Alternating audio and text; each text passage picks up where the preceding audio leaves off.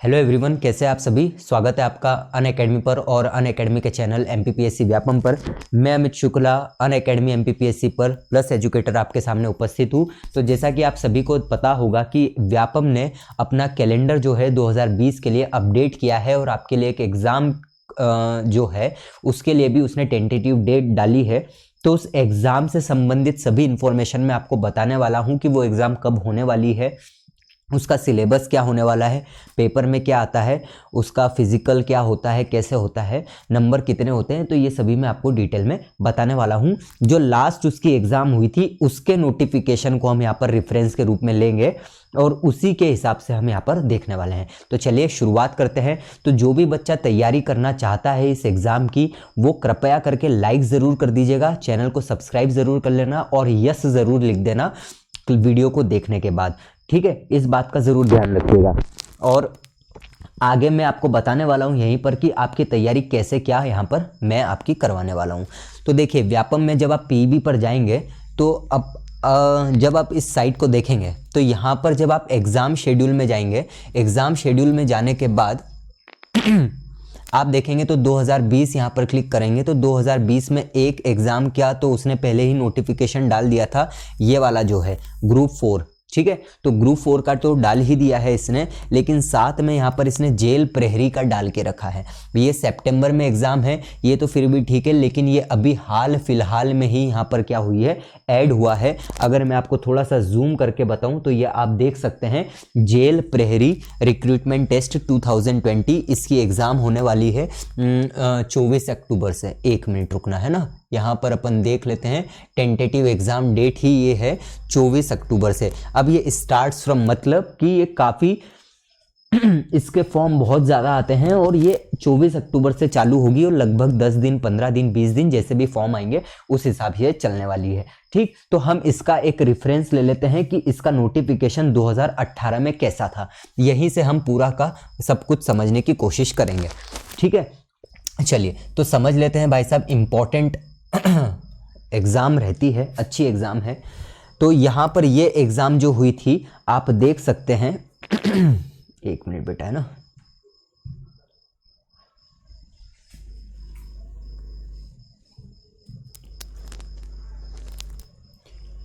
एक मिनट, ठीक है। यहां पर क्या तारीख दी है, परीक्षा दिनांक और तिथि। तो यहां पर परीक्षा दिनांक और तिथि जो है इन्होंने दी थी 29 तारीख को 2018 में, ठीक। यहीं पर अगर मैं आपको बताऊं तो 29 और 30 को 2018 में थी ये एग्ज़ाम, सितंबर में। और यहाँ पर हमको अगर केवल सिलेबस की बात करें कि कैसा सिलेबस इसका रहने वाला है ना, तो परीक्षा का पाठ्यक्रम यहाँ पर 32वें नंबर पे पेज पे बता रहा है। ये हमको बिल्कुल भी देखने की ज़रूरत नहीं है, सब आपको आगे पता ही चल जाएगा।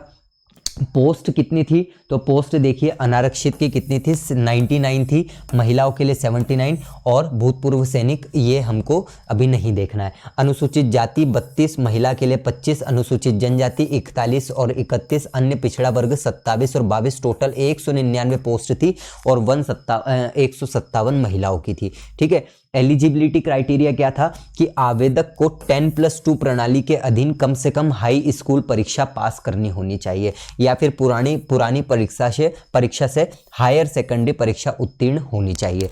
ये आप समझ लो भैया, पुरानी प्रणाली और नई प्रणाली, है ना। तो 10वीं और 12वीं ये दो चीज़ यहाँ पर लिखी है साफ साफ। बात करते हैं शारीरिक मापदंड, तो पुरुष अभ्यर्थी के लिए शारीरिक मापदंड कितना होना चाहिए, 165 सेंटीमीटर क्या होना चाहिए, आपकी यहाँ पर ऊंचाई होनी चाहिए और 83 सेंटीमीटर जो है आपका सीना वहाँ पर फिजिकल में होता है, ठीक है। महिला अभ्यर्थियों के लिए सीधी की सीधी 158 सेंटीमीटर आपकी केवल क्या होनी चाहिए, ऊंचाई होनी चाहिए। बाकी यहाँ पर देखने की ज़रूरत नहीं है, ठीक है। बाकी बिल्कुल नॉर्मल सी बात है, ये नॉक नी फूट ज़रूर देख लीजिएगा और कोई दृष्टि दोष नहीं होना चाहिए, है ना। दृष्टि दोष बिल्कुल भी नहीं होना चाहिए। नॉक नी फूट, नॉक नी का मतलब क्या होता है, जब आप अपना पैर को देखोगे तो पैर के बीच में जो गैप रहती है ना वो भरी नहीं होनी चाहिए। आप अपना जो हाथ है उसको अंदर करके देखिएगा तो आपको वहाँ पर क्या है कि नॉक नी पूरा नहीं होना चाहिए, फ्लैट फुट नहीं होना चाहिए, ठीक है, उसमें स्पेस होनी चाहिए।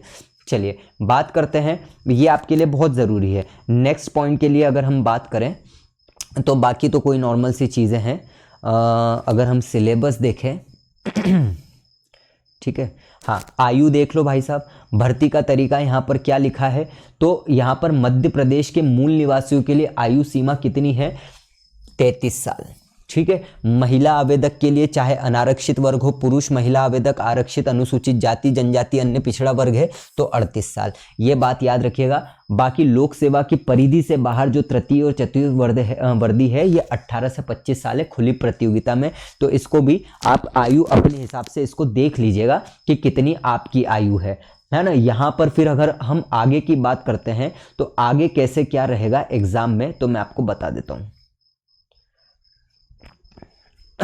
आरक्षण का तो आप सभी को पता ही होगा, इसीलिए वो हम नहीं देखते हैं, हमको केवल क्या देखना है, सिलेबस।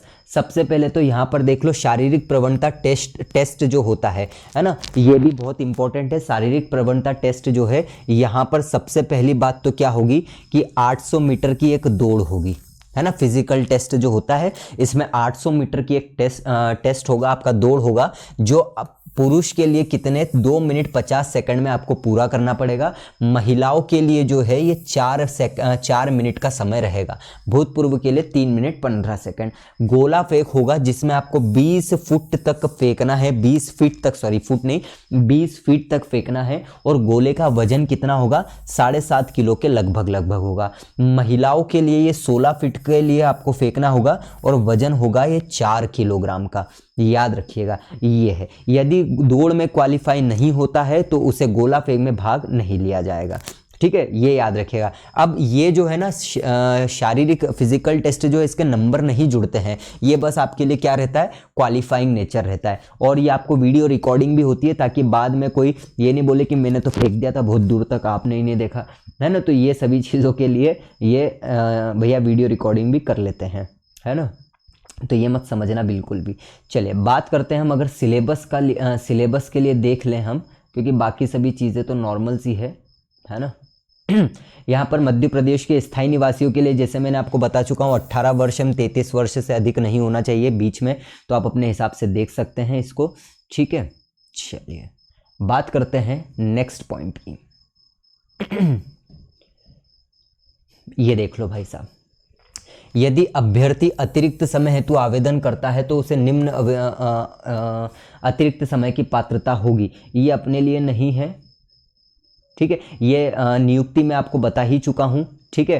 3 घंटे की अवधि के प्रश्न पत्र के लिए 60 मिनट, 2.5 घंटे के लिए 50 मिनट, 2 घंटे के लिए 40 मिनट, 1.5 घंटे की अवधि के लिए प्रश्न पत्र जो है 30 मिनट, तो ये तो नॉर्मल सा समय रहता है, सबको मालूम होगा, है ना। प्रवेश पत्र डाउनलोड अवेलेबल रहते ही है, तो इसमें भी बिल्कुल भी देखने की जरूरत नहीं है ना।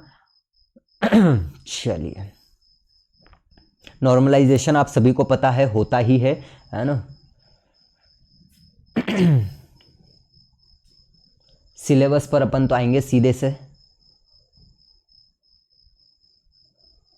ठीक है। ऑनलाइन आवेदन की बात है यहां पर हो जाएगी।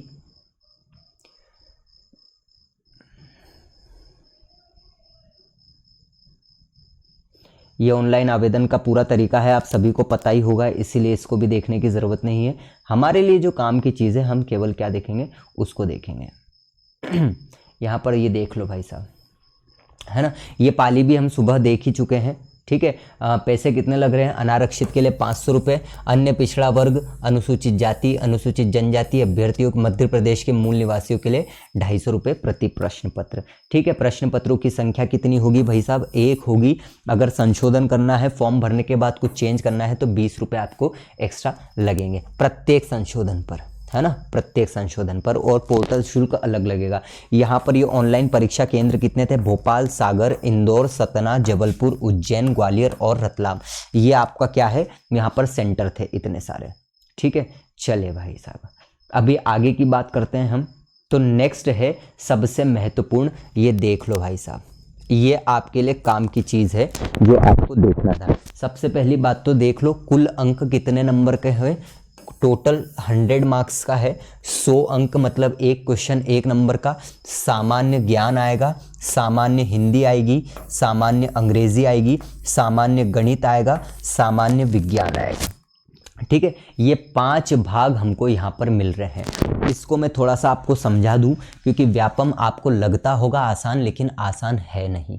मैं समझा देता हूँ आपको। 100 क्वेश्चन है, मतलब अगर हम 15 भी कर रहे हैं तो ज़्यादा हो रहे हैं। इसीलिए ये क्या करते हैं, कोई सा क्वेश्चन 15, कोई सा 17 का रहता है। 15 के तो ठीक है रहेंगे इसे, जैसे 15 हो गए, 30 हो गए, 30 के बाद मैंने और कर दी तो 60 हो गए, और फिर मैंने यहाँ पर ये कर दिया तो कितने हो गए भैया, 95, है ना। समझ में आ रहा है ना। ये 30 क्वेश्चन हो गए 15 के। अगर मैं 15 के हिसाब से लेता हूं तो 15 क्वेश्चन 3, फिर 45, और फिर मैंने 60 कर दिए, और फिर मैंने 60 कर दिए। समझ गए ना। मतलब ये 15 क्वेश्चन, ये 15, ये 15। मैं आप इसको थोड़ी सी भावनाओं को समझना।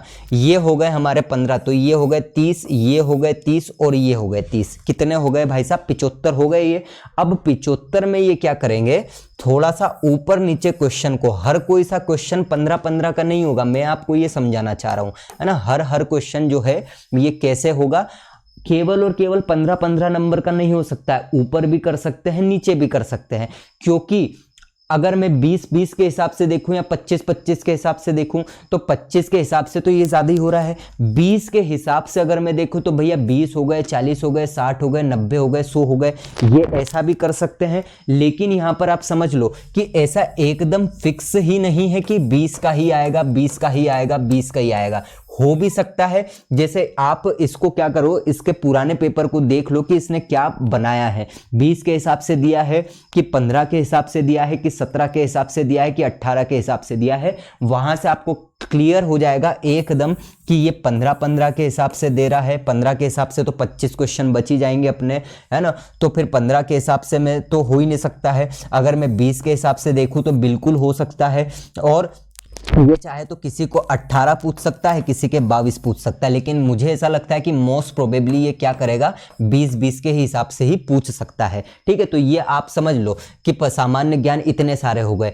अब मैं आपको बताऊं कि इसकी तैयारी कैसे करना है। तो देखिए, अनअकैडमी की लिंक जो है, प्रोफाइल जो है मेरी डिस्क्रिप्शन में दे के रखी है। जो भी मेरे प्रोफाइल की लिंक है डिस्क्रिप्शन में दे के रखी है। सामान्य ज्ञान आपका एमपी में अभी केवल 3 दिन हुए हैं क्लास को, केवल 3 दिन। एक टॉपिक पढ़ाया है मध्य प्रदेश का सामान्य ज्ञान, मात्र एक टॉपिक हुआ है। लिंक जो है डिस्क्रिप्शन में दी है, डाउनलोड करो अनअकैडमी लर्निंग ऐप। मैं आपको क्लास में ही याद करवाऊंगा, है ना। बिल्कुल भी आपको कहीं कुछ करने की ज़रूरत नहीं है, क्योंकि मैं एमपीपीएससी के लिए MP prelims MP static portion पढ़ा रहा हूँ। आपके लिए भी वही रहेगा, कोई चेंज नहीं रहेगा। तो ये आपके लिए अक्टूबर में एग्जाम है, 5 से 10 बार खत्म करवा दूंगा। इतनी बार रिवीजन हो जाएगा, प्रॉपर टेस्ट सब कुछ चलेगा। तो जीके आपका वहां पर कवर हो जाएगा। सामान्य विज्ञान में आपको बहुत ही अच्छे से 2-3 दिन के अंदर चालू हो जाएगा, ये आपका कवर हो जाएगा। हिंदी जो है, जब एग्जाम फाइनली आ जाएगी ना, तो ये 1 महीने के अंदर मैं आपको ऐसा करवा दूंगा, एक क्वेश्चन आपसे ऐसा ना हो कि नहीं बने, पूरा हो जाएगा। सामान्य गणित आपको अनअकैडमी पर बहुत अच्छे एजुकेटर्स मिल जाएंगे, आप वहां पर देख सकते हैं। और अंग्रेजी के लिए भी आप दूसरे एजुकेटर देख सकते हैं। मतलब ये और ये, इसका मतलब आप क्या समझ रहे हो कि 80 नंबर अगर मैं इसको हटा दूं, अंग्रेजी को, अंग्रेजी और इसको, तो मैं 60 नंबर का आपका कवर करवाऊंगा। और मैं आपको बोल रहा हूँ, हमेशा जब भी कोई सा पेपर होता है ना, मैं अपने पेपर में से जो क्लास में पढ़ाया ना, वो बताता हूँ अगले दिन कि कितना आया है। इस बार भी 75 क्वेश्चन आए थे एमपीपीएससी प्रीलिम्स 2019 के, मैंने जो पढ़ाया है ऐसे के ऐसे। तो बहुत सारे बच्चे इस बार प्रीलिम्स दे रहे हैं, बहुत ही कम समय में मुझसे पढ़ के।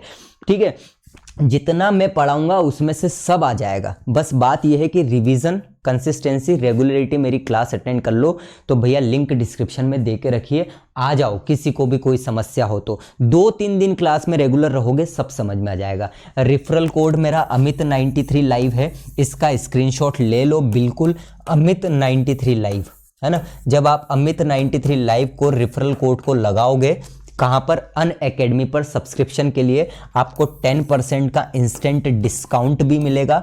और आप मेरी सभी प्लस क्लासेस में भी आ सकते हैं। जैसे आप सामान्य ज्ञान में हिस्ट्री भी आएगा, पॉलिटी भी आएगा, इकोनॉमिक्स भी आएगा, एमपी भी आएगा, करंट भी आएगा, इतनी सारी चीज़ें रहती है। तो आपको बहुत ही आसान घर बैठे बैठे पूरा ख़त्म करवा दूंगा। 2-3 दिन क्लास में आइए आप, मज़ा आ जाएगा। ठीक है, तो स्क्रीनशॉट ले लो, आपको लेने की ज़रूरत बिल्कुल पड़ जाएगी। ठीक, तो ये सिलेबस रहेगा हमारे सामने। ठीक है, इस तरह से इसका पेपर होगा। तो आपने क्या समझा कि केवल 5 टॉपिक आने वाले हैं जो आपके लिए बहुत ही आसान है अगर आप सही तरीके से पढ़ते हो। फिजिकल टेस्ट मैंने बता ही चुका हूँ, 24 अक्टूबर से क्लास टेंटेटिव डेट है जो 24 अक्टूबर से चालू होने वाली है। काफ़ी टाइम है, जून जुलाई अगस्त सितंबर अक्टूबर, 5 महीने है। तो ये आसान है आपके लिए करना, बहुत बड़ी कठिन बात नहीं है। बस आप 5 महीने क्लास में आके पढ़ने लग जाओ भाई साहब। ठीक, कोई भी डाउट हो कमेंट में पूछ सकते हैं, मैं आपको बता दूंगा। जय हिंद, जय Bharat, thank you so much.